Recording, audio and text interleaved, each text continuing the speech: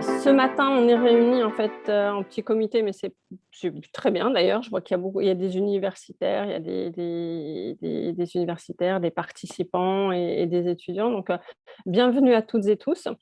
L'idée de ce matin, c'est de se prendre 45 minutes, un temps de 45 minutes pour vous expliquer un petit peu notre démarche de notre hackathon Human to Sport.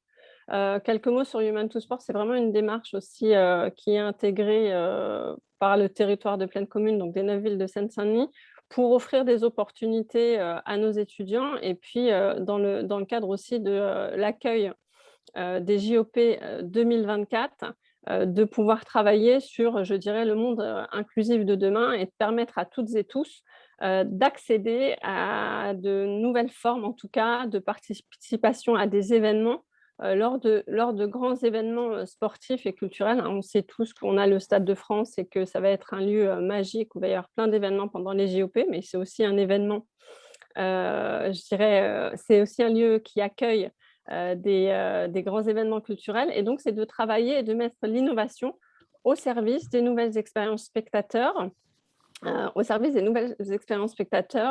de grands événements. Donc, cette année, cette édition aura lieu, donc c'est la 4e édition, elle aura lieu du 3 au 5 novembre, une partie au DOC et une partie à Paris. Notre objectif, c'est de faire participer 140 participants et de pouvoir vous offrir des opportunités d'innover, de partage d'expériences, de bénéficier d'accompagnement d'experts et de conseils très, très bienveillants pour vous accompagner, je dirais, dans une expérience qui est à la fois professionnelle, mais aussi une expérience très enrichissante dans le cadre d'un cursus. Donc aujourd'hui, on va parler de choses un peu très opérationnelles. On a un site que vous pouvez consulter avec pas mal de détails. On va parler de choses très, très opérationnelles pour vous donner des informations sur comment sera le déroulé de ces 3 jours et comment se déroulera la cérémonie. Donc, principalement en interlocuteur, on va avoir Alice Boivino, qui est, je dirais, en charge de l'organisation globale. On aura aussi Eulalie, pardon, qui va parler aussi de la partie hackathon qui se déroulera à Paris. Et bien entendu, c'est un travail collectif. Donc, on a aujourd'hui Dominique Gomez, Alain Vossel, Selma Fatoui qui sont là et qui sont, je dirais, les chefs d'orchestre de tout ce beau projet qu'on espère construire ensemble. En tout cas, une belle réussite. La dernière édition qu'on avait eue en présentiel, c'était plus de 150 participants. En fait, on avait une très, très, très, très belle réussite. On a fait pendant la période Covid une version, je dirais, full digital qui a aussi remporté un très grand succès. Donc, n'hésitez pas à en parler autour de vous. Soyez libres. Vraiment, l'idée, c'est vraiment que vous soyez étudiants, entrepreneurs, porteurs de projets, salariés du territoire, chercheurs, enseignants. N'hésitez pas à nous rejoindre. Je pense qu'on a une belle aventure à vivre ensemble. Alice, je vous laisse reprendre le flambeau. Voilà. Merci en tout cas. Merci beaucoup, Mona. Donc oui, moi je me présente, je suis Alice Boivino, je serai un peu aussi votre interlocutrice pendant le hackathon, avec Alain Vossel, qui est ici. Juste, moi je me permets de vous parler de la partie assez concrète, effectivement, de comment vont se dérouler ces 3 jours, donc du 3 au 5 novembre. Et cette année avec une différence majeure par rapport aux éditions précédentes, puisque ça va se dérouler sur 2 lieux. Un premier lieu qui sont les docks de Paris, donc à la plaine Saint-Denis. C'est au Château Forme Learning Center, c'est le bâtiment 137, c'est juste à l'arrière du dock Pullman, pour ceux qui connaissent. Et puis également chez One Point avec Eulalie à la Friche. J'ai oublié de dire quelque chose. On enregistre, pardon, excusez-moi Alice, je ne dérange plus après. On enregistre pour pouvoir le rediffuser en replay. Voilà, merci Alain de m'avoir rappelé. Oui, tout à fait. Et donc, excusez, il n'y a pas de souci. Effectivement, Eulalie, qui, elle, sera sur la partie One Point qui est située à la Friche, dans le 8e arrondissement, près de la gare Saint-Lazare. Et la connexion entre les deux est assez aisée, puisqu'il y a la ligne 12 qui va en direct de nos deux lieux. Donc, que ce soit les mentors ou les participants pour ensuite venir au jury, ce sera assez facile de naviguer entre les deux lieux. Concrètement, Donc, sur les 3 jours, c'est une participation à partir de 8h30 sur place, sur les 2 sites, jusqu'à 18h30. Les lieux ne permettront pas d'accéder au-delà de 18h30, donc il faudra ensuite, les équipes seront libres si elles souhaitent encore échanger, d'échanger entre elles par téléphone, WhatsApp, etc., mais ce ne sera plus sur place. Il y a principalement 2 grandes journées, le mercredi et le jeudi, où il y a une grande phase d'itération pour les équipes, où là, elles vont vraiment pouvoir amorcer leur projet, aller développer et aller être accompagnées par les différents mentors qui seront aussi disponibles sur les 2 lieux, physiquement ou en visio quand ce n'est pas possible. Mais il y aura vraiment un accompagnement de chaque équipe pour mener à bien les différents projets. Et puis le vendredi, il y aura vraiment la dernière phase d'itération le matin avec la préparation au pitch, puisque dans l'après-midi, chaque équipe passera devant le jury, pitcher son projet et espérer gagner un des différents prix qui sera mis en jeu. Donc, c'est vraiment 3 jours vraiment très intenses. Voilà, il y a très peu de temps et il faut être vraiment motivé à fond dans chacune des équipes. Voilà, concrètement, donc 8h30, 18h30 sur les 3 journées. Et puis, la remise des prix, elle se déroulera le 9 novembre, le mardi, juste donc après le week-end. Et donc, ça passera sur le salon Satis Spring for All, qui est le salon dédié aux professionnels de l'audiovisuel, qui se passe également au Doc de Paris, sur le même lieu qu'aura eu lieu le hackathon précédemment. Et devant un parterre de professionnels. Donc, ce sera aussi l'occasion pour les équipes L'Oréal de pitcher en public leurs projets et en présence des remettants et d'un panel aussi de professionnels et d'experts qui seront là pour remettre les prix. Merci beaucoup. Alors oui, effectivement, pendant ces 3 jours, pas d'inquiétude, hein, il y aura des équipes. Il y a une équipe, je citais tout à l'heure Alain, Dominique, Selma, Alice, Eulalie. Les équipes seront formées, hein, donc que vous soyez déjà formés ou envie de participer à titre plus personnel, les équipes seront organisées. Pendant 3 jours, vous serez accompagnés. Alors, quelques mots sur le Satis, parce que Satis, c'est un événement qui est majeur sur notre territoire. C'est à dimension européenne. Je pense que c'est bien aussi de le citer. On est partenaire du Satis. Pleine Commune est partenaire et soutient le Satis depuis plusieurs années. Et effectivement, le fait de pouvoir pitcher devant un parterre de professionnels, ça donne une visibilité et ça pourra aussi donner naissance, je dirais, à un projet entrepreneurial. Alors, cette année, effectivement, le jury sera formé d'experts du numérique, aussi bien avec des compétences, je dirais, pluridisciplinaires. On a la French Tech qui nous a rejoint, la French Tech Grand Paris qui nous a rejoint cette année. French Tech, on est partenaire aussi parce qu'on a lancé un programme tremplin en Seine-Saint-Denis, plus largement en Seine-Saint-Denis, avec la possibilité en fait de détecter les talents et de pouvoir aussi les accompagner ensuite sur un dispositif d'accompagnement à la création d'entreprises. On a d'autres partenaires, les universitaires bien entendu, hein, l'Université Paris 13 avec Incube 13, l'Université Paris 8 avec notre incubateur d'innovation sociale, hein. Et nous avons OnePoint qui nous a rejoint cette année et qui va accueillir de manière dans Paris, je dirais, parce que l'idée, c'est aussi de se dire que tout est possible et que nous sommes tous des grands Parisiens. Nous sommes tous des grands Parisiens. Nous aurons bien entendu des sportifs, olympiens ou paralympiens, parce qu'ils sont tous athlètes.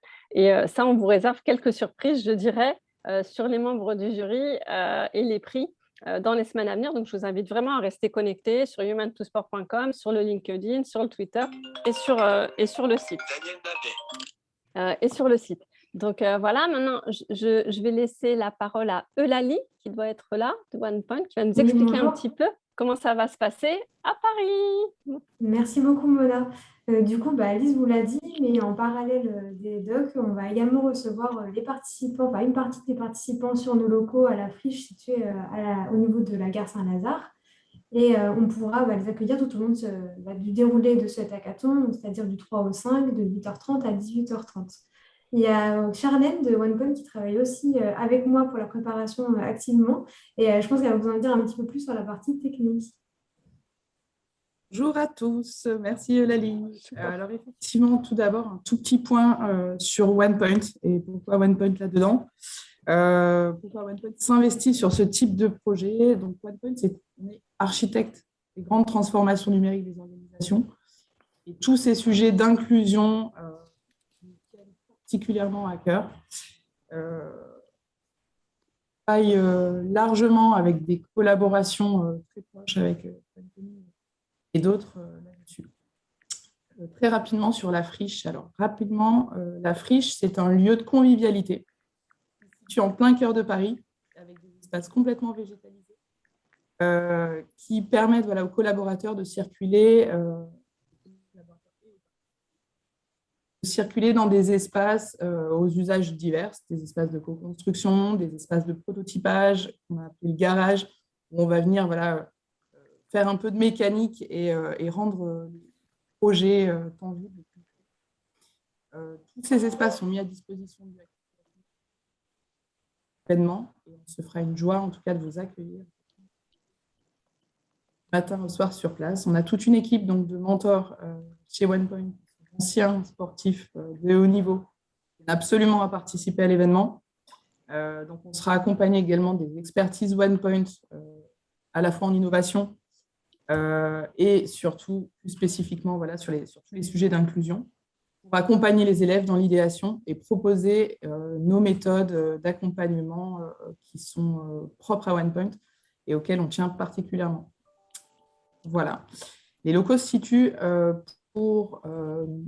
les locaux de la friche, en tout cas, se situent 23 rue de Vienne, au 4e étage du bâtiment. Donc, l'accès est très facile avec l'accueil qui se fera un plaisir de vous indiquer le chemin.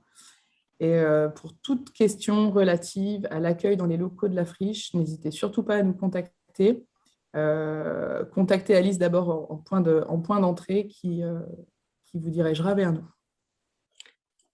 Voilà. Alors, préciser aussi, du coup, on sera un honneur de remettre un prix OnePoint aux lauréats. On ne dit rien encore, on fait du teasing pour les prix. On attend un on ne va pas dire ce que ça. Oui, on ne dira pas ce qu'ils auront. On ne dira pas.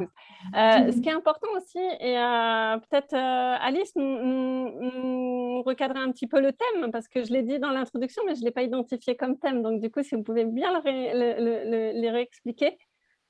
Oui, tout à fait.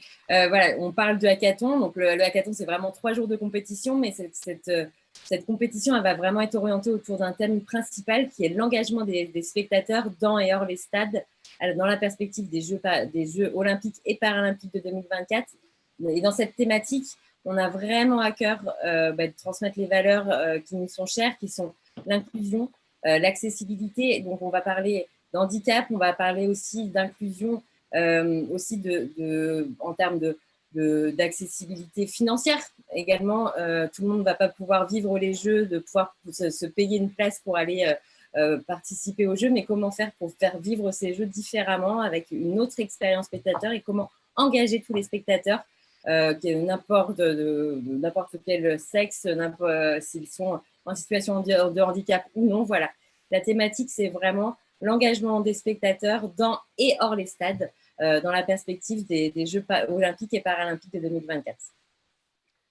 Alors, effectivement, c'est une démarche très inclusive. Dans notre stratégie de développement numérique, on a vraiment placé l'éthique, le solidaire, le durable, mais vraiment l'inclusivité au sens propre, c'est-à-dire l'inclusion dans tous les domaines. Tout à l'heure, je disais dans mon propos introductif, la participation des Women in Tech, notamment, c'est-à-dire qu'aujourd'hui, on a un vrai enjeu de pouvoir faire participer toutes et tous à des démarches innovantes et surtout les enjeux sociétaux, je dirais, de l'accueil de grands événements. C'est partager des valeurs, effectivement, les valeurs du sport, la solidarité, le dépassement de soi, la compétition, le challenge, l'associer aussi à un accompagnement privilégié, je dirais, avec des experts du numérique, mais pas que, parce qu'on aura aussi du marketing digital, on aura d'autres expertises. On a parlé en amont là, avant que le webinaire ne démarre avec l'étudiante de Paris 8 sur la partie ergonomie en M2. Donc, tous ces métiers en fait, qui sont là et qui sont primordiaux pour rendre accessibles ces grands événements, je dirais, à dimension internationale. Alors, je dis souvent, le handicap, on en parle beaucoup et il y a encore tellement de choses à faire pour changer le regard sur le handicap. On a 15% de la population mondiale qui est confrontée à des situations de handicap. Ça veut dire que chacun de nous, dans sa vie, sera confronté ou est confronté à une situation de handicap durant sa vie. Et puis, c'est aussi, comme le disait Alice, c'est aussi pouvoir accéder, participer, vivre des émotions avec nos athlètes. Des fois, c'est difficile d'accéder au stade, soit par un handicap, je l'ai dit, mais aussi pour des raisons financières ou de distance tout simplement par rapport au lieu de l'événement. Donc, tout ça, c'est des valeurs qui nous tiennent chères, nous, à Pleine Commune, qui tiennent chères à l'ensemble des partenaires. Et d'ailleurs, je voulais juste aussi préciser que les experts, que ce soit OnePoint ou les autres mentors, parce qu'on aura aussi des mentors French Tech, on aura le plaisir d'aller sur les 2 lieux. Et c'est important de le dire, c'est-à-dire que vraiment, on va avoir une communauté. Donc là, je dirais la famille de Human to Sport va s'agrandir et on participe. Enfin, moi, j'aurai le plaisir de passer dans les 2 lieux et puis de discuter avec vous et d'échanger avec vous. Mais pareil, on a demandé aux experts de venir sur les 2 lieux pour partager leur expertise, pour vous aider et vous accompagner.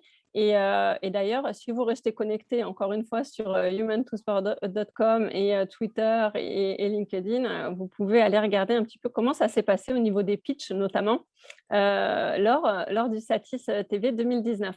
Donc voilà, je pense qu'on est dans un accompagnement assez inédit sur des sujets qui sont très, très innovants et sur lesquels on met, je dirais, l'expérience aussi de nos innovateurs au service des participantes et des participants. Donc, ce que je vous propose, c'est peut-être, si vous avez des questions, on a un peu de temps, la thématique, je la répète, mais je crois qu'Alain l'a mise en plus dans le commentaire. Comment engager les publics lors de grands événements sportifs dans et hors les stades et assurer, je dirais, l'inclusivité du monde de demain. Est-ce que vous avez des questions? Vous pouvez peut-être les poser dans le chat. Alain, vous voulez rajouter quelque chose peut-être? Simplement, concernant les inscriptions, vous avez la possibilité de vous inscrire directement sur le site en ligne, www.human2sport.com/inscription au singulier. Vous avez aussi la possibilité pour les écoles qui ont beaucoup d'inscrits de nous envoyer directement à mon email, à moi ou à Alice. Donc, je vais vous le communiquer pendant la fin de ce webinaire. Un fichier Excel avec le nom des étudiants si les équipes sont constituées, les contacts email à avoir. Voilà, je vous laisse la parole pour les questions-réponses. Je me permets juste, Alain, pour les inscriptions, de préciser quelque chose. Il faut préciser que le pass sanitaire sera obligatoire sur place. Yes. Et donc, voilà, ce sera contrôlé. Donc, n'hésitez, voilà, il faudra l'avoir. Et lors de l'inscription, vous précisez si effectivement vous avez déjà constitué une équipe, si vous avez déjà un projet. Dans ce cas-là, bien évidemment, vous participerez à ce hackathon ensemble. À défaut, en fait, les équipes seront constituées par l'organisation de manière paritaire, c'est-à-dire qu'on va aussi mixer les différents profils, les sexes et les origines, voilà, sur les 2 sites. Et on vous tiendra informé à la fois de votre lieu d'affectation et de votre équipe quelques jours avant le lieu. Normalement, c'est prévu pour le 29 octobre. Et la deadline pour les inscriptions est-elle au 24 octobre à 23h59. Ah, génial. Vous avez dans le chat l'adresse email d'Alain et d'Alice. Donc, pensez bien à les noter. Mais de toute façon, on mettra le replay. Enfin, vous l'avez vu, hein, c'est plutôt une ambiance très conviviale. On est à votre écoute et n'hésitez pas. Alors, si vous avez des questions, n'hésitez pas non plus à les mettre soit dans le chat ou faire un petit… Enfin, dans le chat, c'est le plus simple.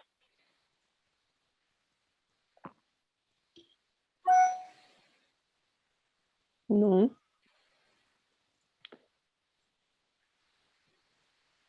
Est-ce que les intervenants, enfin alors j'avais compris, alors je lis la question, j'avais compris que l'organisation du hackathon formait d'office les équipes avec l'idée d'une pluridisciplinarité dans chaque équipe. Certaines personnes sont-elles déjà constituées en équipe? Alice, OnePoint, Charlène ou Lali?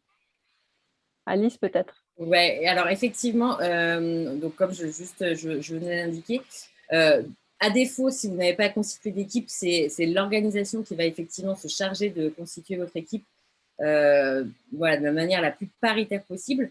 Mais si vous avez déjà votre équipe de constituer, c'est sur le formulaire d'inscription qu'il faut noter équipe formée et vous notez votre nom d'équipe ou les personnes qui constituent votre équipe si vous n'avez pas encore déjà trouvé un nom à votre projet ou à votre équipe.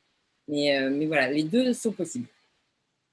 Je passe à l'oral parce que c'est peut-être plus facile. Oui, oui, oui, allez-y, allez-y.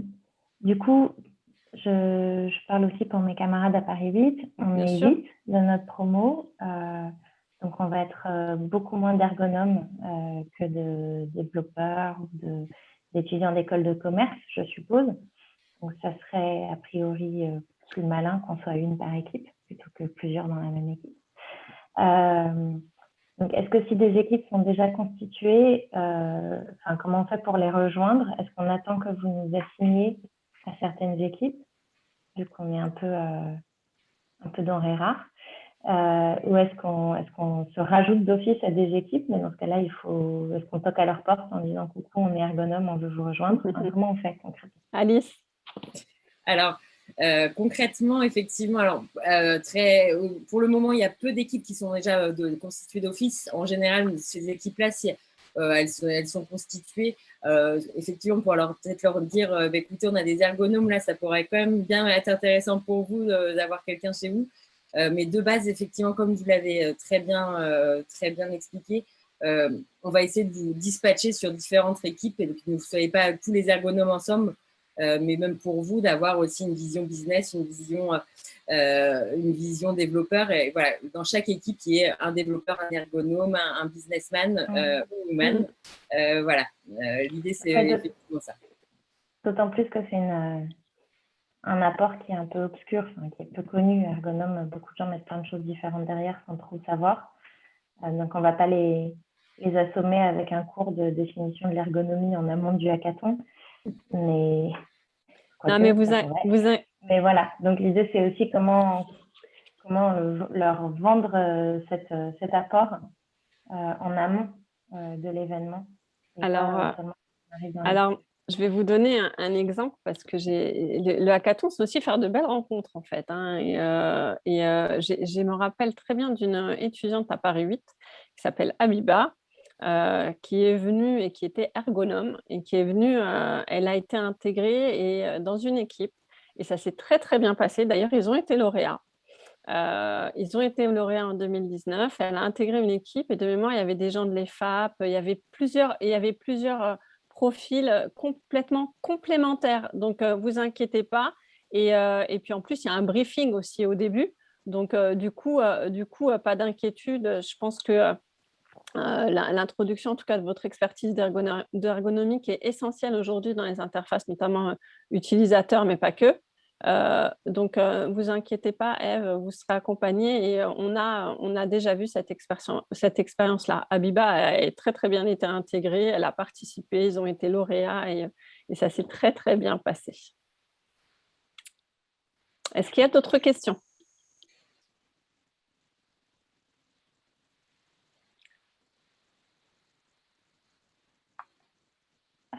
Moi, j'ai une autre question. Oui, allez-y. Désolée. Non, c'est le but. Est-ce qu'il est nécessaire que la solution numérique, si c'est une solution numérique, soit développée à l'issue du hackathon? Ou est-ce que c'est un projet de solution numérique qu'on présente? Moi, je suis pas développeuse, mais est-ce que c'est un produit fini qui arrive en compétition ou est-ce que c'est une maquette ou une proposition? Alain? Alors, on est plutôt dans des process d'idéation, hein, mais il peut y avoir aussi des produits finis s'il y a des développeurs pour effectivement mettre un POC en place en 3 jours. Hein, l'idée, c'est quand même que derrière, à travers les prix, les projets puissent se développer avec le business model adéquat. Est-ce que j'ai répondu suffisamment à votre question? Si je peux me permettre, Alain, Oui. de compléter votre proposition. Oui, Charles. Sur l'aspect méthodologique chez OnePoint, ce qu'on aime faire en tout cas, c'est mettre les mains dans le carton. C'est vraiment terminer sur un prototypage qu'on va pouvoir tester auprès de nos utilisateurs. Pourquoi pas aller sur le terrain, questionner les passants dans la rue, mais vraiment aller au plus près du besoin pour tester de manière itérative, 1 fois, 2 fois, 3 fois des prototypages qu'on va venir améliorer.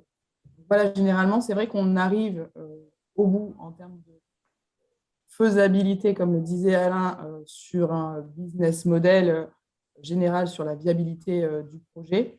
Cependant, d'un point de vue méthodologique, voilà ce qu'on aime faire en tout cas chez OnePoint et voilà ce vers quoi on va accompagner les élèves. Par le passé, en fait, on a eu les 2 cas. En fait, on a eu des gens qui ont beaucoup plus travaillé. Enfin, ça dépend vraiment, je dirais, de l'équipe. Et on a eu des cas où ça a été très, très, très poussé, où on avait quasi une maquette HTML de la solution, sans parler d'appli, en fait, parce que ça dépend les degrés de maturité. Après, c'est vrai que seront présentés aussi les critères aussi de réussite et, par le jury. Et effectivement, il y a cette partie business model, stratégie de communication marketing, bien entendu, proposition de valeur qui est essentielle. Hein. Donc, vous inquiétez pas, on a eu tous les cas. En général, ça va de la maquette HTML à quelque chose d'un peu plus poussé. Et il y a même des groupes qui ont donné naissance aussi à des créations d'entreprises, parce que je ne l'ai pas suffisamment dit, mais on a quand même un dispositif aussi. Je ne veux pas non plus trop en dire sur les prix, mais ça pourra tout à fait donner naissance à une création d'une start-up. L'idée, c'est aussi de promouvoir la créativité et puis l'innovation et les valeurs au service d'un développement, pourquoi pas, de start-up. Donc, ça va de la maquette HTML à quelque chose d'un peu plus poussé, notamment autour des données. Ça a été indiqué, je crois, sur le site, l'utilisation de données réelles, l'open data, etc. Donc, tout dépend de votre projet, du degré de maturité de l'équipe et vous êtes suffisamment libre pour, je dirais, libérer votre créativité et puis de disrupter en termes de méthodologie si vous avez envie d'aller sonder des futurs utilisateurs. Certains l'ont fait dans les versions précédentes. Je pense à des fédérations de sport qui ont joué aussi le jeu avec ces équipes-là, où ils ont échangé et même évoqué certains partenariats futurs dans la création de leur activité. Donc, vous voyez, on est vraiment dans une démarche complètement, je dirais, presque d'innovation ouverte, en fait. Hein. On est open à plein de choses et il faut vraiment poser toutes les bonnes questions. Et puis, que ce soit aujourd'hui, dans le temps qui nous a imparti, ou après, pendant le hackathon, ou même avant, hein, on est à votre disposition via Alain et Alice pour répondre à des questions que vous auriez peut-être dans quelques heures ou lundi ou avant le 24 octobre, parce que je rappelle la date, vous pouvez vous inscrire au hackathon et participer vous inscrivez sur le site jusqu'au 24 octobre, 23h59, n'est-ce pas Alice? Tout à fait, on sera très pointilleux sur le 59. Bonjour. Bonjour Nyama. Je me permets, j'ai une petite Oui. question. Est-ce qu'il est possible de faire des binômes pour ensuite compléter les équipes avec d'autres… Est-ce que vous pouvez vous présenter, Nyama, s'il vous plaît? Pardon, oui, je suis coordinatrice pédagogique de l'école Amos Paris. Merci. Et du coup, on va envoyer nos étudiants. C'est des étudiants de 3e année, donc ça me permet aussi de demander le niveau des autres candidats, étudiants de l'équipe. Et l'idée, c'était de savoir, effectivement, on aimerait bien qu'il y ait une pluridisciplinarité et de savoir s'il était possible de mélanger nos étudiants à d'autres étudiants et du coup, de vous envoyer une liste par binôme et de venir les compléter avec les spécificités des autres. Alice? Oui, tout à fait. Tout à fait. Donc, c'est ce qu'on expliquait, effectivement. L'idée, c'est vraiment d'être paritaire, multidisciplinaire dans chaque équipe. Donc, effectivement, vos étudiants qui seront plutôt orientés business seront très bien accueillis dans des équipes avec des ergonomes, avec des développeurs. Donc, au contraire, ça sera aussi précieux. Et pourquoi pas faire des binômes? Moi, c'est pas impossible. Dans ce cas-là, effectivement, on vous avait envoyé justement un fichier Excel. N'hésitez pas dans équipe formée de nous dire le nom du binôme. Voilà. Et dans ce cas-là, on les met en forme. Et bah top. Merci. Et le niveau, oui. Quel est, on va dire, le niveau des étudiants inscrits en face? Alors peut-être Alain sera meilleur. Vous avez compris, c'est une histoire d'équipe. Hein. Oui. Alors, oui, non, je plaisante. Parce qu'il faut aussi qu'on ait un discours après auprès de nous aussi, de nos étudiants. Bien sûr, bien sûr. L'idée, c'est juste d'avoir l'information pour aussi les rassurer. Donc, une réponse à la Pyrrhus, il faut avoir plus de 18 ans. Ou sinon, l'autorisation des parents. Donc, il y a des étudiants à Paris 8, Paris 13, licence, master 1, master 2, des autodidactes aussi, des gens qui viennent avec des projets qui veulent effectivement avoir un process d'idéation pendant le hackathon. Donc, bon, il y a une majorité, on va dire, d'étudiants d'université ou d'écoles type EFAP, licence. On a des gens peut-être de Simplon, donc des gens qui sont en formation à Simplon, qui est une école de développement. Voilà, donc c'est assez ouvert. Hein. Donc là, je dirais que pour nous, c'est plus faire des équipes qui sont cohérentes dans la multidisciplinarité, dans la parité aussi. Ah oui, ça me tient à cœur, ça. On est deux comme ça. Ravi d'avoir vu votre visage. Inclure des gens aussi en situation de handicap, aussi dans les équipes, qui vont être un plus. Hein, il y a une forte valeur d'inclusion qui est mise. Voilà, donc on ne va pas faire d'équipes spécifiques, mais par contre, vraiment des équipes multidisciplinaires et on recherche la parité. Est-ce que j'ai répondu à votre question? Parfaitement, merci beaucoup. Alors, pour la petite histoire, en fait, quand même, parce que j'ai vu qu'on avait des valeurs qu'on partageait, en tout cas sur la parité. C'est quelque chose qui nous tient particulièrement à cœur, les Women in Tech. Pas parce que je suis une femme, hein, parce que pour moi, une femme est un homme comme un autre, avec un H majuscule, et qu'on se doit d'impulser en tout cas cette égalité. Et puis on a des vrais talents. Et en fait, l'idée, c'est de permettre à toutes ces femmes de pouvoir participer à ces démarches innovantes. Et que le numérique, ce n'est pas forcément aussi que des métiers d'expertise technique, mais aussi d'expertise, on l'a vu par le passé, vous parliez d'ergonomie, d'analyse, de nouvelles expériences et puis d'idées, parce que des fois, les projets comme ça qui portent sur l'inclusion sont souvent venus d'un besoin et les femmes sont souvent assez sensibles à ça et à trouver de l'innovation, ce que moi j'appelle l'innovation utile. Et au service de nos valeurs et de ce beau projet de hackathon. Charlène, vous vouliez peut-être ajouter un commentaire sur ce que je vous vois peut-être ajouter un commentaire sur non? Ok. Je suis très à l'écoute. Merci. Ça marche, je vous en prie. Est-ce qu'il y a d'autres questions? En tout cas, sur la partie, vous voyez, hein, Alain l'a précisé. Merci Alain d'avoir rappelé que vous avez, je dirais, vous avez envie de participer à une aventure humaine et professionnelle, parce que parfois, on a des gens qui viennent avec une idée, puis qui ont tout simplement pas forcément un cursus en numérique, mais qu'ils ont envie de confronter leur idée aux experts et puis à un jury et puis de s'enrichir parce qu'en fin de compte, quand on a un projet, on a envie l'échange, en fait, le partage des idées et des savoirs, ça enrichit les expériences. Donc ça permet aussi de voir émerger des beaux projets. Je le disais tout à l'heure d'entrepreneuriat. Donc et puis aussi, ça permet aussi de créer des amitiés entre des gens de l'EFAP, des gens de Paris 8, des gens de Paris 13, des chercheurs, des experts, et puis même avec nous d'ailleurs, hein, on suit les participants avec qui j'ai toujours un grand plaisir de recevoir des nouvelles. Alors, il nous reste à peu près une dizaine de minutes, vraiment un peu de choses près. Donc, si vous avez des questions, n'hésitez pas.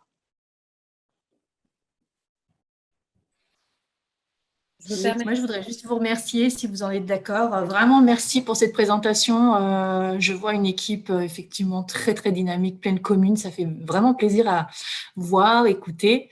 Et puis, au-delà de ça, j'ai envie de dire merci pour ces valeurs véhiculées, surtout parce que ô combien importantes. Et donc, j'ai tout bien noté de ce que vous avez dit et de toutes les informations, inscriptions, dates. Et les questions pertinentes qui ont été posées également par Ève et d'autres camarades. Merci beaucoup. Donc, ça enrichit tout ça. J'ai noté, je vais véhiculer ces informations très précieuses donc, auprès de nos équipes pédagogiques pour que l'information soit transmise à qui de droit, donc nos étudiants, et qu'on puisse revenir vers vous, moi vers Dominique ou Karine vers vous, pour vous donner plus d'informations, qui, quoi, etc. Juste merci. Écoutez, je crois que toute l'équipe accueille vos remerciements avec beaucoup d'émotion. Et puis, je le disais, je suis de Paris 8, mais je suis aussi passée par Paris-Nord-Sorbonne, l'Institut Galilée. Moi, je suis issu de Paris 8 à la base, alors vous savez, c'est pas grave. Donc, on est très, très attachés. Je parle au nom du président Hanotin d'ailleurs, parce qu'on est très, très attachés à nos universitaires, nos chercheurs et nos étudiants et nos pépites. Et on a envie en fait de construire ensemble et de véhiculer toutes les valeurs que vous venez de citer. Donc, merci beaucoup. Et puis, je me permettrai de lui transmettre aussi vos remerciiments. Merci infiniment. Et à très bientôt, j'espère. Oui, j'espère, avec plaisir. Lors de cette aventure. Oui, avec plaisir.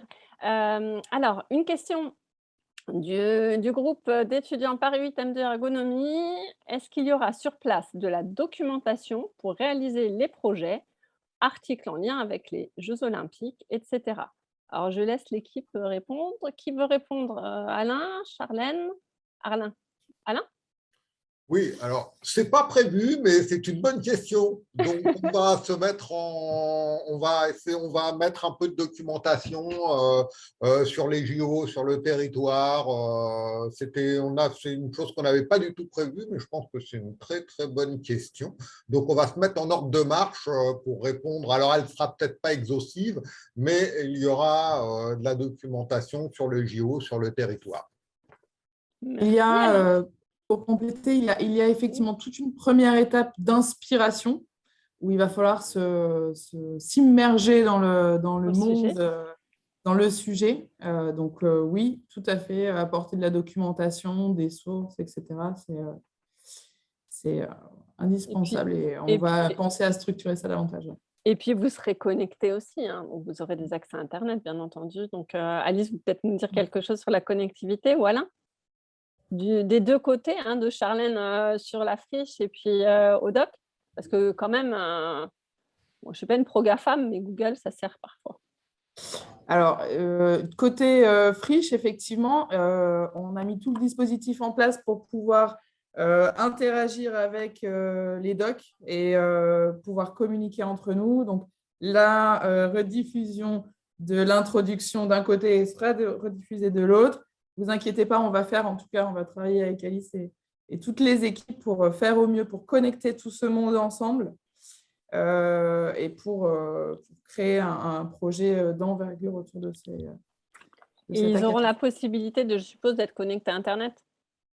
Absolument. Voilà, je le précise, même si ça paraît être un allant de soi, c'est toujours bien de le dire. Le Wi-Fi est disponible partout dans les locaux avec une très bonne connexion. Tout à fait. Alain? Et pensez bien à apporter les ordinateurs. D'un point de vue effectivement technique, chacun devra être équipé d'un ordinateur portable, même si on fait beaucoup de choses sur le smartphone. Je sais du coup qu'on aime… Venez avec votre ordinateur portable.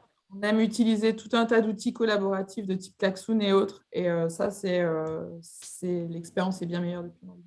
Ça marche, merci. Alain ou Alice, pour les docs? Oui, tout à fait. Pareil, il y aura aussi… bien évidemment, le Wi-Fi disponible sur les docks en filet, en Wi-Fi avec une très bonne connectivité. Effectivement, on va assurer que les deux sites, les docks et la friche, soient bien interconnectés aussi.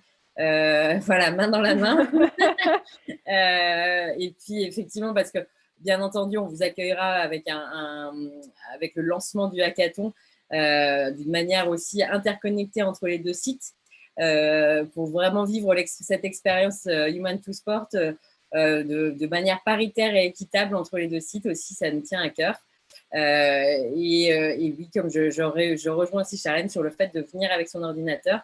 Sur place, vous serez, en tout cas sur les docs, vous serez 1 à 2 équipes par salle, mais qui permettront d'accueillir 1 à 2 équipes. Vous aurez aussi un petit coin accueil, café, voilà, convivialité. Donc voilà, on tient à cœur à ce que vous soyez dans des locaux qui soient à la fois professionnels, mais accueillants et conviviaux. Et puis, vous aurez quelques visites surprises. Mais ça, j'en dis pas plus. Pleine de surprises, du coup. Oui, il y a plein de choses qui arrivent là. Est-ce qu'il y a d'autres questions? Je crois qu'on avait prévu jusqu'à 10h45, mais on est dans les temps. Donc, si vous avez des questions, vous n'hésitez pas. Rappel. Oui. Question pour les participants. Oui. Comment se passe le temps, enfin la logistique sur le temps du déjeuner? Alice ou Alain? Alain, tu veux répondre ou... On peut avoir une réponse en binôme. Hein, si j'ai bien entendu, c'est sur comment vont être dispatchées les équipes. Alors oui, c'est surtout est-ce qu'on a la possibilité d'aller se restaurer pas très loin? Alors, pour les questions de restauration, en ce qui concerne les docs, comme l'a dit Alice, il y aura un espace convivial, donc il y aura du café, de quoi se restaurer. Le repas du midi sera offert par l'organisateur. Je crois que c'est le cas aussi chez OnePoint, hein, si je ne m'abuse. Voilà. On a essayé de séparer un peu les espaces de conviviaux, un peu des espaces de travail, de manière aussi à ce que les gens puissent interagir entre eux. Voilà, tout simplement, se connaître, se rencontrer et faire de belles rencontres. Charlène, peut-être sur OnePoint, comment vous gérez en complément de ce que vient de dire Alain? Oui, tout à fait. Alors, on mettra de toute façon à disposition un espace de restauration pour le temps du déjeuner. Mais je me mettais dans la place des participants. Oui, bien sûr, bien sûr. Qui aurait pu me passer par l'esprit. Donc, voilà, je me suis permis de la poser. Très bien, merci beaucoup. Alice?